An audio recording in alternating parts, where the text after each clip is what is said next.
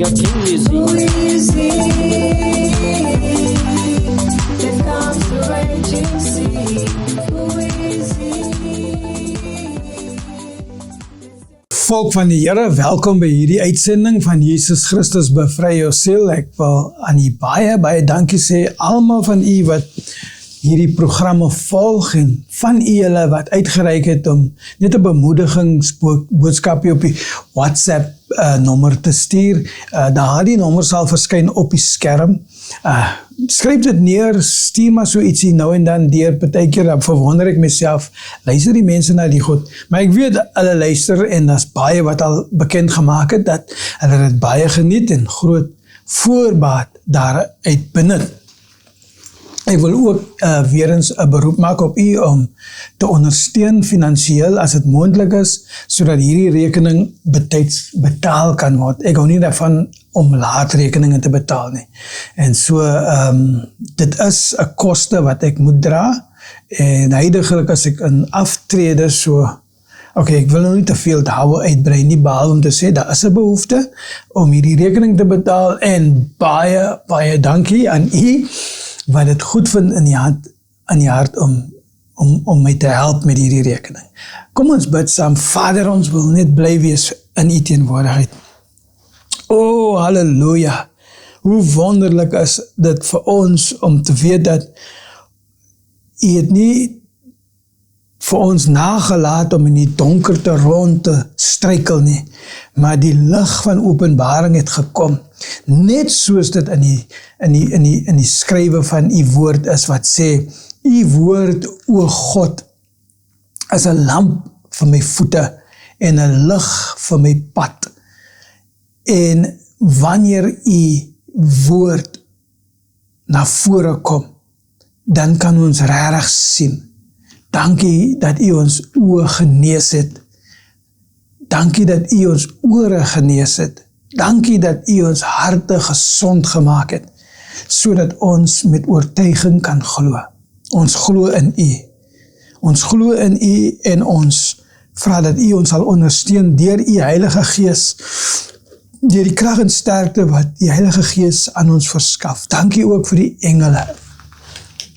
Vader, ons gaan praat rondom die engele vandag, en dit is vir my so wonderlik, dat in my lewe het u toegelaat dat daar ervarings kon wees met u heilige engele. Hulle is 'n werklikheid vir die gelowiges, en veral vir diegene wat ywer om die werk van die evangelie uit te dra. Verskoon ons, Here, vir ons optrede in die teenwoordigheid van engele.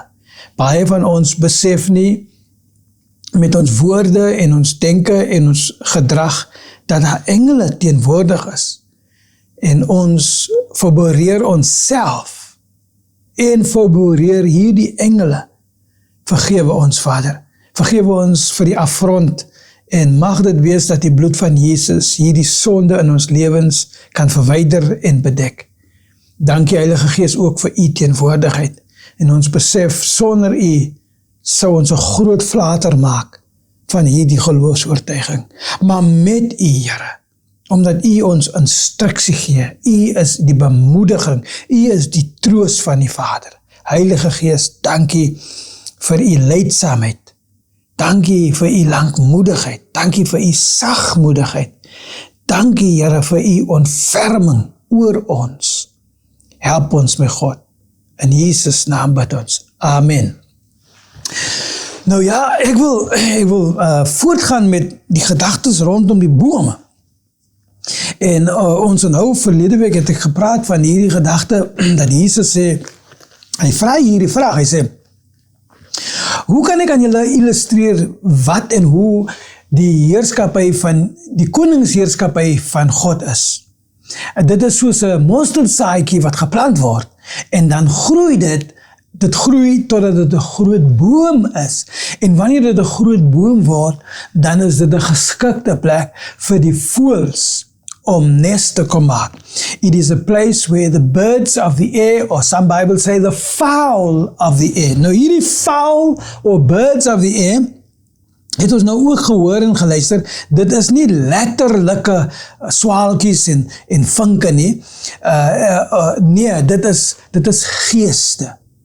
En in die geval van Spreuke 26, ons het dit verlede week gelees, het ons gehoor, soos 'n swaalkie in sy vlug en 'n vinkie in sy vlieg. So kan 'n vervloeking nie op 'n regverdige mens berus nie. Maar dan is die teenoorgestelde ook dan die waarheid. As 'n persoon homself beskik om in 'n toestand van ongeregtigheid te wees, dan beskik hy homself om blootgestel te word tot 'n vervloeking. En die vervloekingstoestand word teneergebring in die persoon en die identiteit van demone, onheilsgeeste, onrein geeste, boos geeste. Hulle kom na die persoon, want die persoon is soos 'n boom. En die persoon se lewe verskaf skuilplekke en nesmaakplekke en landplekke vir die geeste. En dit is wat ons uitgebeeld het, wat ek verlede week van gepraat het, toe ek gesê het, toe Jesus gekruisig was op die kruis, was die ganse wêreld, die mensdom, die ganse mensdom se sonde in opsomming vasgespijker in sy fisiese liggaam aan daardie kruis.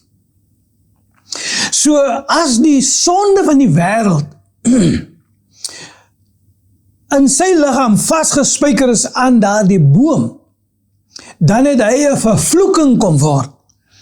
En hy het die reg gehad om alle demone na hom toe te trek. Die demone moes toe gaan na hom toe, omdat hy die plek was vir die nesmaak, vir die land, vir die kom sit op hom. Dis hoekom die skrif vir ons baie duidelik verduidelik, dat vervloek is hy wat in 'n boom gehang word. En dan sê dit vir ons, in die kantlyn van jou Bybel, sal jy sien, daar is 'n aanmerking wat toegebring word, wat gemaak is, wat sê, dit was sodat dit tot vervulling kon word, dat hy, waar dit staan, vervloek is hy wat aan 'n boom hang. Cursed is he who hangs on a tree. Nou, jou toestand van vervloeking kan slegs plaasvind as die demone by jou is. Want die demoonse identiteit, die entiteit van 'n demoon, wat 'n boos gees is, 'n onrein gees is, 'n onheilsgees is die vervloeking. 'n Vervloeking is nie net woorde nie, dis 'n gees. When you are cursed, it means that a spirit is attached to you like a parasite, like a flea, like a tick, like an infestation of parasitic worms in the body. And their job there is to reduce you in your value, to reduce your health, to reduce your well-being, to diminish you, to deplete you, to shorten your life, to destroy your life. That is the work of demons. And that is what makes them a curse. Nou ons het gekyk na die idee dat dit is wat gebeur het daardie middag van 12 tot 3. Van 12 tot 3 sê dit, het het donker geword oor die hele aarde, omdat daar 'n sonsverduistering was. Maar die sonsverduistering was God se teken om te sê, dat die vervloeking word nou oorgedra aan die seun. En die seun kom toe tot daardie besef, dat die Vader is nie met hom nie, omdat die Vader nie in assosiasie met 'n vervloeking is nie. Want die seun moes nou hierdie las van die wêreld dra, en dan moes hy dood op daardie kruis, sodat die lewe tot 'n einde gebring kan word, sodat dit van daar af na die binneste van die aarde toe geneem kan word, sodat die vervloeking kan gaan waar die vervloeking bestem is om te wees, die oorsprong van vervloeking in die dood, in die doderyk. Maar omdat die seun God self is, het die Seun die gesag gehad om uit die dode uit op te staan en dit wat aan hom vasgeplak was as die sonde skuld, die vervloeking, dit het hy nagelaat in die graf. Wonderful thoughts, wonderful thoughts. So, with having said that, I want to revisit again this idea of what this mystery, this secret of the kingdom of heaven is. Now remember, this kingdom of heaven is within you. It's not here or there or someplace. It is within you. The kingdom of heaven is righteousness, peace and joy in the Holy Ghost. That is the kingdom of God. So righteousness, geregtigheid, is wanneer jy God met oortuiging glo. When you find that God and the Word of God, the Bible, is reliable and trustworthy and nothing in life at large can ever unhinge you from it because you are persuaded. That is geregtigheid. That is righteousness. So once righteousness is in place, we see here that the kingdom is described as a mustard seed. Dis 'n mosterdsaadjie wat geplant is en dan groei die mosterdsaadjie en dan word dit 'n baie groot boom, dan kom die voëls van die hemel. So vir die ongeregtiges is die voëls demone. Maar vir die geregtiges is die voëls nie demone nie en ons gaan daarna kyk in 'n oomblik. Right. Maar voordat ons daar uitkom, wil ek hierdie skrif lees en hierdie skrif wat ek nou met u gaan deel is 'n skrif wat deel is van my. Ek wat nou met u praat oor hierdie kamera, wat nou met u praat met hierdie klank, hierdie skrif wat jy nou gaan lees, is deel van my. Dit is ingeweef in my geestelike DNA. God het dit aan my oorgedra. Ek was dit gegee in die middel 90er jare. Somewhere in the middle of 1990, God took me to this scripture and He had me work this scripture. Hierdie gedeelte van die skrif het ek verwerk vir maande en maande aan een. En ek het het deurgebid totdat dit 'n werklikheid kon word in my in. Dit is 'n deel van my bestaanswese. So, kom ons lees dit. Ons gaan nou, moet nou nie in 'n verwarring kom nie. Ek praat van bome. Ons praat die hele tyd van bome, ons het begin met bome, ons bly by bome, en die bome wat die balke kom word het, en die balke wat die kruis is, en die kruis wat 'n altaar vir God is, en die altaar van God waar hy die vuurgloed van sy kwaad kon dreineer, op en in die persoon van Jesus Christus, sodat sy kwaad teen sonde, sy gang geloop het in Jesus Christus en die rest van sy kwaad hou hy vir diegene wie nie Jesus Christus wil aanneem as heiland en zaligmaker nie. Jy maak jouself laat om Jesus teë te stry. Ek sê maar so voor die tyd al. Vers 17, Jesaja 41. Vers 17. Die armes en behoeftiges, som Bybel sê, die armes en elendiges, soek na water, maar kry niks. Nou die water is, ek sê voor die tyd al reeds, die water is die Heilige Gees. Die water is lewende water. Die water is die teenwoordigheid van Christus. Christus, die Heilige Gees, is die water. En hy sê, die armes en behoeftiges en elendiges soek na water, vra vir water, roep uit na water, kry niks water nie, want daar is nie water nie. Hulle tonge bars van dors. Dan sal ek, die Here, hulle verhoor. Ek, die God van Israel, sal hulle nie verlaat nie. Ek sal riviere laat ontspring op die hoë bergpieke. Ek sal my Heilige Gees uitstort soos 'n rivier. Maak nie saak hoe hoog jy jouself in die wêreld gaan staan en posisioneer nie. Daar sal ek jou vind met my Gees, my Heilige Gees soos 'n rivier. Ek sal vir julle fonteine gee in die valleie. Al is jy in wat se vervalle toestand, down and out, daaronder in die ergste gedeelte van die samelewing en gemeenskap, daar sal God sy Gees soos 'n fontein laat oopbars en waters van lewe aan jou verskaf. Ek sal, sê die Here, fonteine gee in die valleie. En in die woestyn sê hy, as jy in 'n woestyn toestand is, in die woestyn sal ek 'n poel water laat verander. Ek sal die woestyn in 'n poel water laat verander. Ek verander die droë gebarste grond in fonteine. In 'n woestynomgewing sal daar spruite wees. Maar vers 19 is waar ek wil wees. Vers 19 sê, ek, dis die Here God wat praat. Hy sê, ek sal bome plant in die woestyn, seders, doringbome, mirte en olyfbome.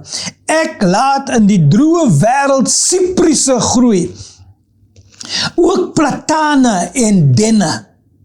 Almal sal hierdie wonderwerk sien gebeur, hulle sal dan verstaan dat die Here dit gedoen het, die Heilige van Israel het dit geskep. Pardon, nou, ek wil hê, jy moet oplet, vers 19 sê, na aanleiding van die mens se dwang, begeerte, honger en dors na die Heilige Gees, ontmoet God hulle in daardie roep vir die water van die Heilige Gees en hy versorg aan hulle oorvloedig mate van waters van die lewe, die Heilige Gees. Terselfdertyd soos hy dit doen, sê hy, plant hy, die Here plant 7 boomsoorte. Let op, hier word 7 boomsoorte genoem en ek lees dit in die Engels vir ons ook. I will plant in the wilderness the cedar, the acacia, the myrtle and the oil tree. Daar is 4 bome. Daar word 4 bome genoem. 4 bome word geplant in die wildernis. Dan sê hy verder, I will set in the desert the cypress tree, the pine tree and the box tree together. Nog 3 bome. So dis 7 bome altesamen.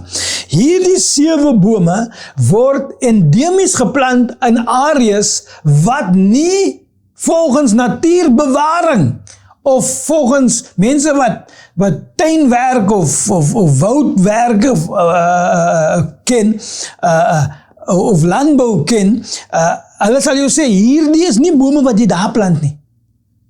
Maar hierdie bome is nie regte bome nie. Hierdie bome is eintlik die mense tipes.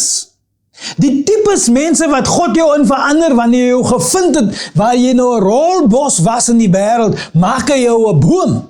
Waar jy 'n onkruid was in die wêreld, maak hy jou 'n boom. Waar jy 'n doring of 'n dusselbos was in die wêreld, hy maak jou 'n boom van waarde. En as 'n boom van waarde plant hy jou waar jy nie volgens natuurbewaring moet floreer nie, maar hy plant jou.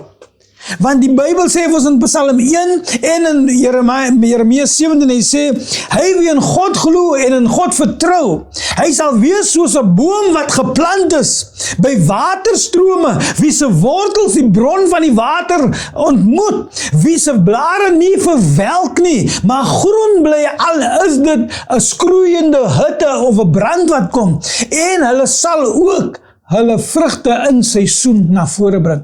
Hierdie bome is nie bome nie. Hierdie bome is 7 soort menswese wat God jou in kan omskep wanneer jy in sy hand oorgegee word. Nou, die afeindiging van hierdie gedagtes is in vers 20 en dit sê vir ons soos volg, hy sê, that they may see. Who's they? Everyone. Everyone is going to notice something has happened, something has changed, something is different. You are no longer what you were before, a valueless, worthless growth, but instead you are a sturdy planting of the Lord in the place that the Lord wants you to be planted. I said that everyone will see and know and consider and understand together that the hand of the Lord has done this and the Holy One of Israel has created it. Nou, dit gesê, ons is bome, ons is geplant, maar as bome, bly ons nie bome nie. Daar is 'n aspek van ons wese, wat ons boom identiteit moet omskep in 'n kruis. Net soos Jesus die boom gegroei het en die boom was omskep in 'n balk En die balk was geformeer in 'n kruis en hy homself het homself oorgehandig om op daardie kruis vasgespijker te word, nadat hy die moeitevolle lyde en smarte wat Jesaja 53 beskrywe verduur het hy gewilliglik op die kruis gaan hang, totdat al sy bloed uit sy liggaam gedreineer was. Hy het sy lewe opgegee, sy ambities om 'n mens te wees met normale mense aspirasies, het hy laat gaan, omdat dit die wil van die Vader was, dieselfde wil van die Vader, wat op Jesus verpligting was, is verpligtend op ons, op ek en u. So hierdie boomwese wat ek en u is, wat ons nou net van gelees het, in die verborgenheid van die koninkryksheerskappy binne jouself, is 'n mosterdsaadjie, 'n boom, wat nou aantreklik is vir nie bose geeste nie, maar die voëls van die hemel is ook nog 'n bewoording vir engele. Engele kom na jou toe. Engele moet kom. Ek kan sê, in my lewe, engele gekom in die tyd van my pastoorskap as 'n kerk oorsiener, bestuurder van 'n kerk. Engele is nog steeds in bediening saam met my wanneer ek bedien, waar ook al ek bedien, omdat ek as 'n boom verskaf vir hulle daai skuilplek, ruimte, dat hulle kan kom om nes te maak in my lewe. Engele kom na my toe. Engele het bevel van God om na my toe te kom, omdat my wese as 'n boom, ek het dit voor die Here gebring, en die Here sê vir ons, en ek gaan nou vir ons 'n ding lees wat baie 'n groot uitdaging is vir ek en u, Lukas 9, ek moet nou haas, want my tyd loop so vinnig uit, maar ek wil hê, jy moet mooi verstaan, wanneer die Bybel sê, dat die koninkryk van die hemel, en die geheim agter die koningsheerskappy is, dat dit 'n boom is. Ons is daar die boom, en wanneer ons daai boom kom word het in volwassenheid, dan is dit dat die voëls van die hemel kom, maar vir die ongeregtiges is dit demone wat kom, vir die geregtiges is dit heilige engele wat ons ondersteun, wat ons beskerm, wat intervensies bring vir ons. Hulle kom na ons toe, omdat ons God se naam dra, en God se Heilige Gees teenwoordigheid is belê binne ons. Nou, wanneer dit gebeur, dan het ons die plig om ons boom te omskep in 'n kruis. En ek lees dit vir u nou, dit is opgesom in Matteus 16:24, maar ek wil die Lukas 9:23 weergawe lees, en hy sê, en dit lei soos volg: Toe het hy, Jesus Christus van Nasaret, vir die skare gesê, as julle my volgelinge wil wees, moet julle eie ek prys gee, elke dag julle kruis opneem en my volg. Julle moet dit doen, daar is geen ander manier nie, dis 'n verpligting dat jou boom omskep word in 'n kruis. Matteus 16 se weergawe van dieselfde gedagtes sê, Jesus het toe vir sy disippels gesê, nou, in Lukas praat hy met die skare, nou praat hy met sy disippels.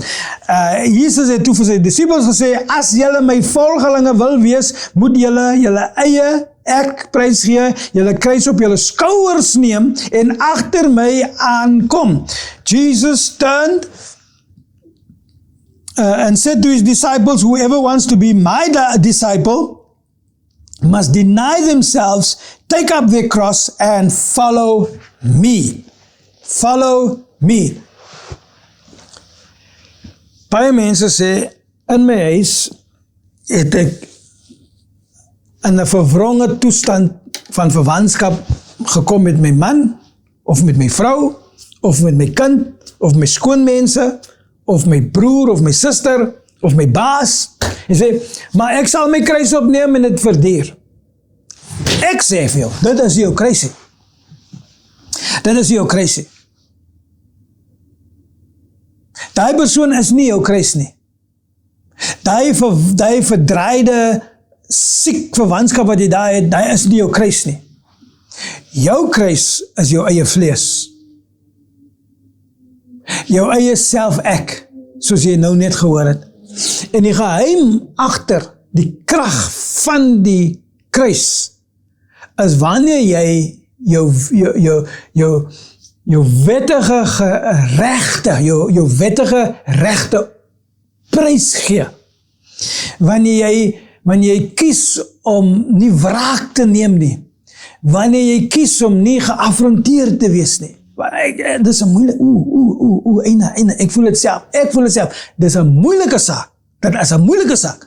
Maar 'n kruis, die goue hangertjie wat mense rondom hulle nekke het, of hier by jou oorbelletjies het, of op hulle ringe het, dis nie 'n kruis nie. Dis nie 'n kruis nie. Jy kan nie 'n demoon met daai ding wegdra nie. Wat jy wel kan doen, is jy kan die kruis opneem in jou hart in jou eie gees. Wie vat jouself as 'n geplante boom van God en jy omskep die boom in 'n kruis en jy dra daai kruis. Jy dra daai kruis daagliks en die oorwinning is joune in Jesus Christus. Die oorwinning teen die donkerte, teen die dood, teen die noodlot, teen die demoniese aanvalle, teen sataniese aanvalle, teen heksery, teen toordery. Jou oorwinning is verseker wanneer jy jou kruis opneem. Daagliks, elke liewe dag.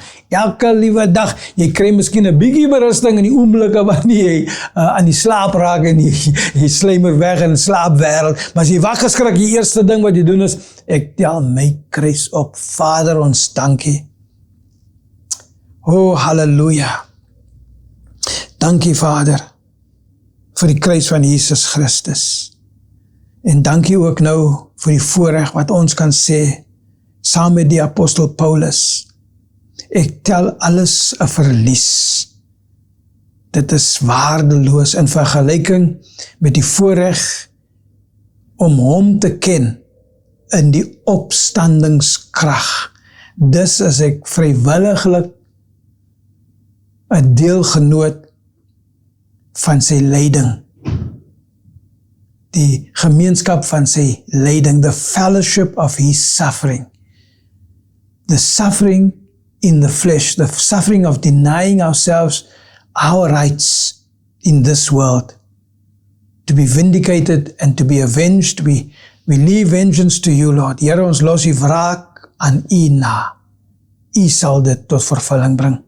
Maar ons kies om te lewe as disippels van Jesus Christus, wat hulle krag kry uit die dra van die kruis. Ek bid nou vir oorwinning vir alle kykers en luisteraars en myself ook. In Jesus naam, oor ons trots en oor ons egos.